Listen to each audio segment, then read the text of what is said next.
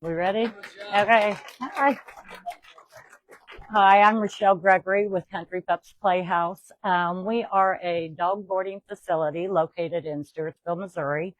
Not quite in the town of Stewartsville. It's about 4 minutes before you get to Stewartsville. We're out in the country. I always like to tell people it's about 12 minutes from Riverside McDonald's because everybody knows where that's at. Um, so how I got started. So I've been a nurse for 25 years. And everybody knows about COVID. When COVID hit, they had us wearing the PPE. I was coming home with bruises all over my body, stabs on my nose, and I kept telling my husband, I was like, I want to do something else using my skills, but I didn't know what I wanted to do. So I get a phone call from my daughter, and she says, Mom, can you keep my dogs? I'm moving to the Virgin Islands. So, okay, yeah, sure, bring them over. So we had her dogs for a month. Of course, we wasn't set up for it. We went out and got the kennels and everything. And then when she came and got the dogs, I realized at that point something was missing. So I ran out to the shelter and got myself a dog. And that wasn't enough. So he wouldn't let me bring them all home. So I was like, one day I came home and I said, I want to do a dog boarding facility. The only question he asked was, how big do you want it to be? So that was pretty good. After that, he started building and he custom built the facility for me. And that's kind of where we're at today. So the people that is involved in helping run things, of course, Nelson, he has to fix everything. When I break it or they do. We have Miles, which he'll help me occasionally walk the dogs when I have a large group of them, help me water them. And then me, I'm the primary caretaker. So what I do is I have to schedule all the appointments. I have to deal with the state inspections, make sure the kennels are up to standard. We have a vet that's on call. I do get a lot of dogs that are elderly or have seizures. I take every single dog, I mean, you can imagine. So it's nice to have him on call for us whenever, we need that. Luckily, we haven't had to use him. So when we do the meet and greets, a lot of people always question why, my dog's fine. Why do we have to do a meet and greet? My dog's never bit anybody. Well, when the dogs come out, they're so smart. I feel like they come around, they sniff the surrounding area, they get to know me. So then whenever they're dropped off again, they're familiar with me. So it's not just for me to get to know the dog. It's for us to discuss if they have, some of them don't like their back paws touched. They don't like to be rubbed on their head. So all these things are helpful. So that's what a meet and greet actually is good for. And it helps us all. Hopefully it helps the, patient, or the client, I should say, feel better when they're dropping their dog off. So yes, I do clean the kennels and I clean up all the yucky stuff that has to be done, schedule all the appointments, pretty much everything that running a facility entails. Okay, so we have on our facility, we have an outside, we have a big runner, and then we have a small runner to where the dogs can be separated. If I get an ornery dog, we have things that we can do. We have a 100-foot runner up front to where I can put a body harness on them and let them run some of that energy off.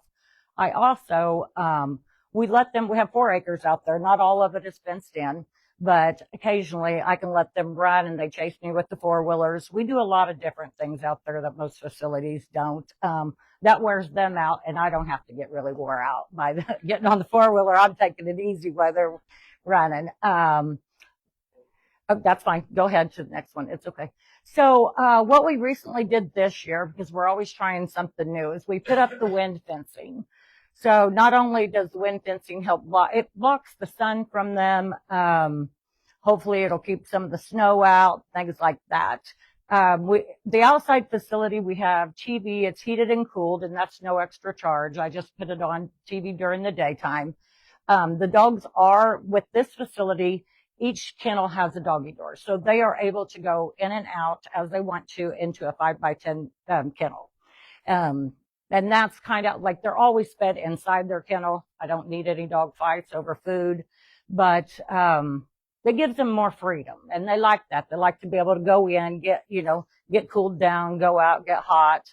Um, so yeah, and this is the small side if I need to. Well, some dogs, everybody always asks me, are you going to keep a small dog away from the big dog? Well, some of the big dogs think they're small. So, I mean, it just kind of depends on what kind of, I watch their behavior, and you can tell pretty quickly whether or not they're going to be aggressive. So that's how I base it off of, unless I'm specifically asked to keep their dog away. Okay. Okay. So this is some fun stuff I like to do. Well, I don't think my mom let me dress up dolls enough. So this is what I'm always doing. So yes, I like to dress the dogs up. I have learned my lesson on one thing. Do not put a Chiefs jersey on a Raiders fan. I don't think I'll do that again. I didn't get in too much trouble, but I said, I won't do that again, I promise. So yes, here is some of the land that I just let them run freely on. You can see, and those dogs, I have a lot of repeat clients, so I know which ones can run, and I always test them. I normally walk them the fence line, so then they know their boundaries and things like that. So what we do offer is, of course, the safe overnight boarding. We have security system, cameras that I can see them on my phone, say I have to go inside. What distinguishes is what separates us from traditional dog boarding facilities is our facilities on our property. So I have access to them all the time. I kind of try to treat them like their family. I like to make it to where it's a vacation, so when the dogs come out, they're having a vacation just as the family's going to have their vacation. So I'm trying not to talk too fast, but here's the inside facility. We also have, now these are 5x10 kennels and then 5x5. You can't see the picture, but that's where the inside facility, like if it rains and stuff like that, we can take them in there and they can play. Now, a lot of they don't get it, but I always take them outside regardless about every hour if we're in there, because I mean, if they have to use the restroom, they have to use the restroom.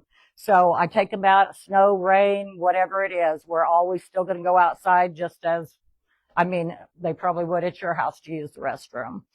So here's a picture of one of the dogs where they can go in and out. Not all dogs know how to use the doggy door, so if they don't, I work with them within an hour or two. They got it figured out, and then I can take the chain down and things like that. All the kennels, we supply beds. I supply treats for them unless they're on a certain diet, and I do get a lot of that too. And we have a separate refrigerator for the dogs that have special needs. Let's see. I think that's it. Okay, so target market. I don't really have a target market because I get everybody. Right now I have clients coming from Kansas City, Amazonia, Atchison, all the surrounding areas, some from St. Joe. I'd like to get more from St. Joe, hoping after this here today. But yeah, from all ages. I have 18-year-olds with jobs that come out and they'll drop their dog off. And so, yeah, I really don't have a target market. Okay, so economics and figures. When we started with the 2 kennels because of my daughter. And then we was able to board four dogs at that time. So I had about 30 clients then, just by word of mouth completely from a friend, Facebook, however. Today we have 9 kennels and I'm able to board 14 dogs. When I say that, it's whether or not they can be boarded together. Now, I do not plan on getting any larger. I'm still working as a nurse. I want to be able to spend as much time with each dog as I can. So I don't want to hire anybody. I want to be the person that takes care of your dog when they come out. I do have volunteers come out, but I'm always right there with them. Right now, we have not increased our rates. We haven't had to. And I know the prices of everything is going up, but I don't plan on increasing our rates. because it's hard, going on vacation, coming up with extra money to board your I say loved one, baby, whatever. Um, so each dog is $35 a night, no matter weight or size. We don't go off of that because they're all treated the same. Some of the small ones are honored and the big ones. So, yeah. And I've been able to keep that just because I'm the only employee. So we've been very blessed with that. Okay, so today actually it starts because I've been thinking about this a long time to create a loyalty program. I have one client that brings his 3 dogs probably, I think they've already been there over a month this year. And that's a lot of money for 3 dogs. So the loyalty program that starts today, it's if you bring your dog for 10 times per dog, then the 11th time is free. I also, if they're kenneled together, I give a discount for the second dog when they're kenneled together of $20. So it'd be $30 or $35 for one dog, $20 for the second. And I'm trying to make it a reasonable to where everybody can go on vacation. Let's see, goals, set up a Google page. I have been wanting to do that, but I just haven't made the time to do that. I still do everything by paper. Everybody else probably uses computers. All of my booking, appointments, everything, a lot of them's on my phone, but contracts, everything's paper. It's in my little file cabinet, and I plan on staying that way. I'm just old school like that. Goals would be to reach 100% occupancy. I can't even talk during the holidays and really throughout the year. That would be great. Other than that, I mean, I don't know. We're doing pretty good since we only take 9 to 14 dogs at a time. Then last week we had 11, so that's a lot. And anything after 9, I try to get somebody to come out, help me walk them, and do that. So, problems and challenges. Oh gosh, yes, I'm good at that because I like to spend money. So if I see a toy or something, I'll buy it and then I set it down and I know they're going to chew it up in 5 minutes. I'm like, why did I just do that? So I'm working on getting hold of other people that I think they're the Kong balls or something like that, the non-chewable balls. I've even bought a ball that's supposed to be an unpoppable ball. Nope, that dog had that popped in 5 minutes. So Nelson went out and bought a horse ball. Yeah, that didn't last either. So any suggestions on toys for these dogs would be great.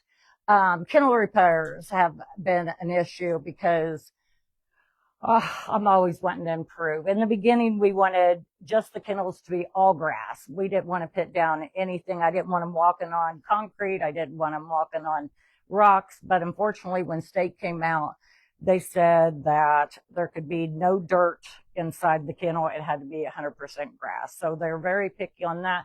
So we had to put rock in the kennels. And I don't like that. So my future goal on that is to there's some plastic, I don't know, snap-on pieces to where we had tried in the future and put that over the rock so their little paws ain't pressing on it and they can still urinate through it.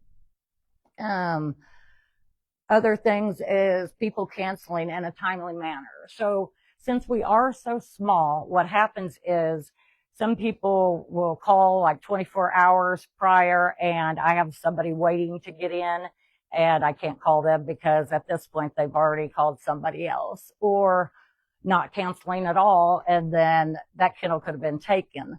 I'm getting some problems to where people say they'll be there at a certain day and they're, hey, Rachelle, can you keep them for another day or another day after that? And I'm like, well, I don't really have the spot, but that's where we set up another kennel to make sure I have that spot. But hopefully we don't get a lot of that, because normally what happens is when somebody's dropping off or picking their dog up, I'm out there cleaning the kennel for that dog, and then immediately somebody's coming back in. So does that make sense? And then getting shot records prior to booking, that's a challenge. I don't think people realize when you board your dog, there is requirements that our vet has, every dog has to have shots. We don't want anybody to get sick. And they say, well, I just had my vaccines done 2 years ago. Well, they have to be yearly, or they have to say something on there. And then they try to argue with me, and I'm like, I can't take them, and I'm sorry, but I just can't. So I don't know. And there is our logo and information on how to get a hold of us. Any questions? Do you have a minimum, like they have to stay at least 2 days, and then or do you have a maximum? None. No, I've kept dogs for over 30 days, 2 dogs for 30 days. The only thing with that is that I ask that you pay in advance. I don't have a minimum. I have 1 dog right now to where it's only staying 24 hours. So, yeah. Yes. Do you have a deposit that you require at booking? And maybe that would help with cancellation? No, and I thought about that too. I did put in there to where if you cancel, it would be $20 now, when you reschedule or whatever. But I'm kind of the one that I'm a softie. Yeah, I'm a softie. Yes. Do you have specific pickup and drop off times, or how do you manage that? No. Okay. So it's up to you. At 10 a.m., if you pick up before 10 a.m., then it's no charge for that day. And a lot of people like to do that. So let's say you want to pick up at 9. So I'd have the next person pick up at 9:30.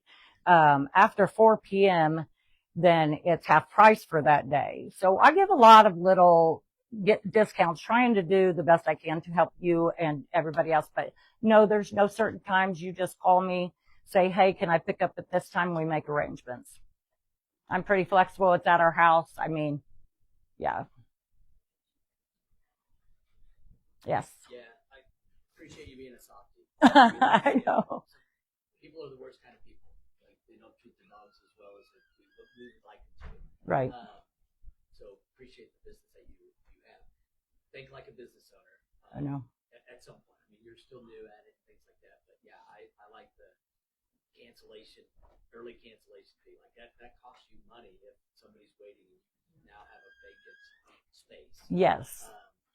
I like her idea of like a deposit when you do book or something like that. Maybe it's just some type of and even if you just said, hey, I just need a credit card number to hold the spot. Right. That to me goes, oh crap, they have a credit card number. It just maybe would incentivize somebody not to cancel on you maybe Right.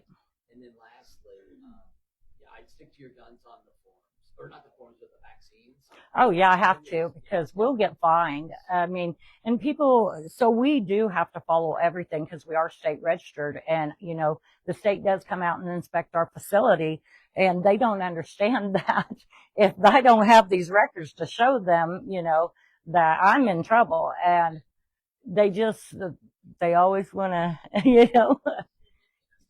yeah, but I think the deposit thing would be a good idea for sure. Yes. I'm thinking about like the cancellations, because is it normal? I would assume, but you can then correct me, that people who probably haven't worked with you yet, or is it also repeats, or do you have kind of repeat cancelers? I have repeat clients that they've been coming for about 3 or 4 years. Hopefully they're not in here. But, yeah, and sometimes they'll call the night before because I've allowed them to do that and cancel. So it's kind of my fault. I know that, but yes, I've got to start doing better. But yeah, that's what I'm like. I'm trying to think of it, because I'm the same, where you're like, I know I should because my time is valuable, but I'm also a nice person, people pleaser, and it's really horrible. Yeah, it's hard. So I'm trying to, because I mean, especially if they're a repeat. If I was a repeat person, I would feel really bad about doing that. Like I would knowing, Yeah. So I think of it as a new person, whereas like whenever I worked for a doctor's office back in the day, there's new people who canceled or didn't show up because they're not going to get charged $30 because we don't get their billing information. We can't charge it because they're not going to come back. So I was just trying to think of like that in between. Yeah. Well, keep your costs so low, so you don't Right. have wiggle room. Right. And I think they know now because I did put it in there that there will be a $20 cancellation fee if you don't cancel within 48 hours.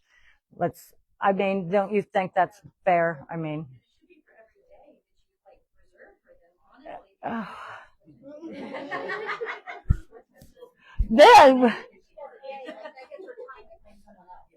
yeah, yes. So when you book a hotel room, you always have, in my background years ago, hotels, you have to do credit card now. Hmm. And it says when you book, you cancel within 24 hours of the reservation, then we're going to charge you one night's room tax. So what would happen is you don't show up, you get charged. Now working in management, a lot of the time someone will call and say, hey, I didn't show up, I meant to cancel or something happened. We could extend that grace to a long time, to guests. Yeah. Sometimes we could apply credit to their next stay, like, oh, I'm so sorry, that's the policy, but you get one night free the next time you come stay. But I would definitely, I agree with Matt. Like, I think people are exactly. It's rare. It is, but it's a good idea. So I agree. But I think people are in the habit of handing a credit card to someone to get a hotel room. This is the doggy hotel. So Yeah, yeah. And I mean, I'm normally out there from 7 in the morning till sometimes 8:30 at night playing with them, so I know that, yes. I mean, I'm playing with them. I mean, I'm getting to know them where I wear them out. When they go home, they sleep. If they want to go home, that is. I'm thinking about the onboarding fee. You have to have these records. You have to have some information from the client, and all these things. And I would believe that how much time does that take? I think you need to analyze that because then you charge a fee for that, and maybe you can credit it to 5 hours a day for the days that they're boarding, Mm-hmm. But your time's valuable, and I believe that some clients don't have any information, so you have to explain all that. Mm-hmm. And at some point when they say, yeah, I'm going to do this, or you lead in with, I'm involved in a lot of time here getting your records together, getting the file set up, whatever you want to call it. Yeah. I think there's a value that you can't ignore. Yeah. If you're going to be successful. Right. I understand being a softie because I've been in business for a long time. And, Yeah. you turn your back on a lot of things that you're going, why didn't I charge for that? Yeah, well, I've been a little bit more of a stickler lately because I'll be sitting on the couch, or after 7 o'clock, everybody knows that the business is supposed to be closed. Please, this is my time. And it's hard for me not to respond, but I get messages at 10 p.m. at night from regular clients, and I'm like, what are they doing? Sorry when you guys see this on there, but don't call me at 10 o'clock at night. Yeah, so yes. So then right now, because I think we're talking about like the deposit stuff, what forms of payment do you take? Do you take credit card payments? I don't take credit card. I do Venmo, I cash, check. I haven't set up the credit card thing. Maybe in the future. I'm sorry. Who does?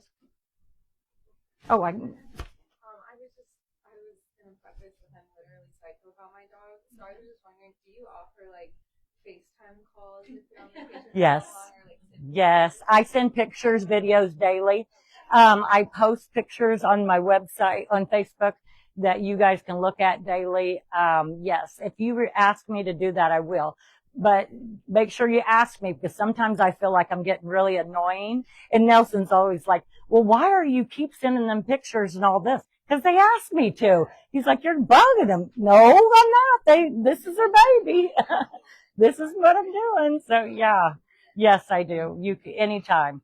Anytime. Do you have plans to do like the doggy daycare option? I'm not going to do the daycare option, because that's a whole different ballgame as far as with state and stuff. So yeah, I mean, it's like daycare when we're out there, but we have to do it overnight. Yeah. So. You got to consider, to her point, maybe even just doing like allowing just surveillance cameras and let them download an app and look at the cameras and stuff like that. They can watch your dogs and stuff like that. Right. But then you get into other issues, with that. I don't know. Because it is out on our property too. So you have to think, yeah. Yeah, like limit the access. Right. Yeah. Any questions? Funniest story you have about an animal or a dog or an experience. Or the worst, either or. Oh gosh, I don't know. Funny experience, funny story. Gosh, they're all funny. I don't even know. Well, they are. I dress them up all the time. Yes, we do that, and then they go into. We have access to a pond. I don't know if I told you that, but we walk down there, and they're able to go swimming. Some of them, and I always get permission from family. Okay, and since it is at our home, I do give people food with permission. Hot dogs. Yeah, so like, say, I think on Thanksgiving, I cooked them all a hot dog or something on the grill. I don't, and asked if they could have that. But yeah, I don't know. Uh-huh. All right. Oh. People food thing. So my dog has a really sensitive stomach. Mm-hmm.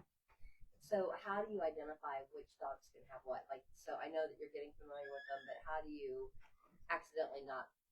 Oh, because I know my dogs. When they come out there, there's no doubt I will know every single thing, everything they eat, all that. Like their food is separated, certain ones. I mean, I have everything organized where it says allergies on there. Oh yeah, no, it won't happen. It won't happen. I know that. I can guarantee that. Yes. What's your future plans? What are your goals? Well, really just to get more clients. I mean, do the best I can with the dogs. I don't want to grow. I don't want to have any employees because I want to be completely responsible for the dogs. That's kind of, I don't know, called me controlling. I just want to be responsible. Yes. Is that a type of dog That didn't even last me 5 months. So I was like, okay, can't do that. So yes, toys, we do donations for toys. I won't really do food because everybody that comes brings their own food. That's the only thing that I ask, that they bring their own food. I'll provide treats. Now, I know I can't give some of the treats to seizure dogs because they can't have peanut butter, things like that. So if your dog has health issues, of course, bring their own stuff. But toys, yes, always. Yeah. We would love that. We'll take a real quick recess, and if you're staying for the